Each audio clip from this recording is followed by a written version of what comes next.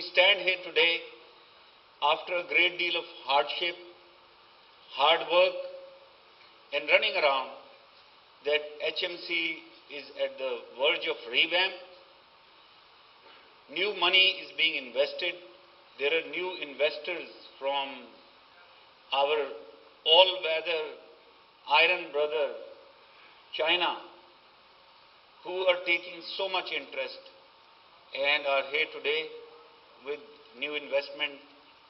And I can see the scope of cooperation is so broad that we are going to mutually benefit. And now let me come to CPEC. CPEC, China-Pakistan Economic Corridor,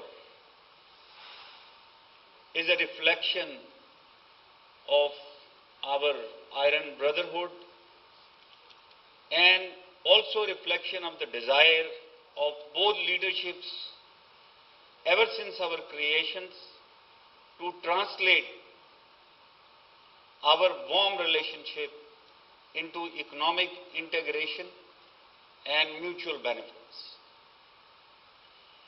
And this is not restricted to one government.